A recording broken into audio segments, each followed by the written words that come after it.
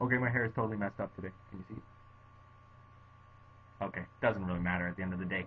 So today, what I thought I would do is comment on a few things. There's some ridiculous stories in the news. Anonymous was in the news. Of course, there's I think it's Kobe. No, that's Kobe Bryant, which are hilarious commercials. If you go on YouTube and you type in Kobe Bryant and Nike, the funniest darn marketing campaign in the whole world. I'm going to talk about Smarties today, and yeah, that kind of stuff there. So let's get started. First, Anonymous.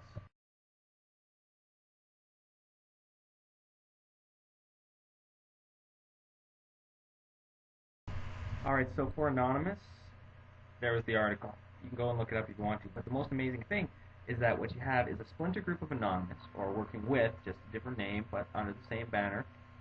And one of the guys turned on him, became a witness, got the other guys all caught. It's pretty cool for the U.S. because they wanted to make a bust like this, and while these kids are really just kids, and what started out probably as pranks became more serious, is a major win for the U.S. government. At least that's how they're positioning it. And I thought that was kind of interesting that one of the anonymous guys, although he got caught, was no longer anonymous, and then put up, I guess, ratted out all his friends. It happens in today's day and age. That's what happens when you get threatened with years in jail. But what are you going to do? So moving on, there's a few things that are in the news that I thought were newsworthy today. So I'm going to spend some time telling you about the stupid news. So the first thing is the hockey father was out with his daughter, and he had a laser pointer, and he was distracting all the other team's players with his laser pointer, and he got charged. He got charged. Not charged as in hockey, foul, but the police took him away. It's totally cool. I have never heard of anybody using a laser pointer getting charged and taken to jail, but it happened, and I thought it was neat. Also, up in Alaska, there was a sled dog who was dying, and some dude gave him mouth-to-mouth CPR, saved his life.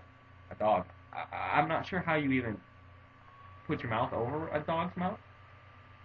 They were pretty close, obviously, something like that. Then there was this lady in the U.S. It's so funny because the father was collecting Social Security and then he died, and the daughter didn't want to give up the Social Security check, so she didn't have to work. So she actually kept his body on ice as if he was still alive, so that she could keep getting the checks. And she like cut him up in little bits. She could keep him in the freezer. Anyways, it was totally ridiculous. And then the most amazing thing and the funnest thing to report is this guy on his longboard. So longboard, skateboard, just longer, right?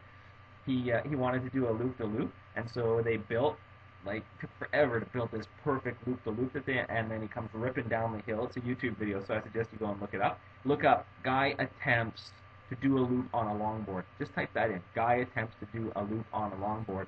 And watch the video because it's got a great ending. Okay, all right. So that's all that's in the news. The other thing that's worth talking about are rockets. You know rockets? In the U.S. they're called Smarties. Got some on my desk. You may recognize these tasty treats from Halloween. I love them. They're just these powdered little nuggets that looks like they're having pills, and I'm okay with that because I don't really take pills. I'm not druggy or anything. But sometimes I have aspirin, but it's okay. These are more fun. You just pop them all in. Before they used to have the little things. They're just kind of like, like those things with the heads. Pez, like Pez. They had dispensers for rockets. Smarties in the U.S. is what they're called because they don't have Nestle Smarties like we do, the chocolate ones. Anyways, they were made in 1949 is when they started, and I totally love them, and I've been addicted to them, and I went to Dollarama, and I got just bags of them, and I left some for some friends in Kelowna who don't have a Dollarama, no Dollarama in Kelowna, and then I've had a couple bags. I've just been eating them like candy, but they are candy. Anyway, rockets, great. 1949, have as many as you can. They taste great. Let's go. Okay, I'm back in the yellow room at the end of the workday, and I'm about to post this, but I did want to mention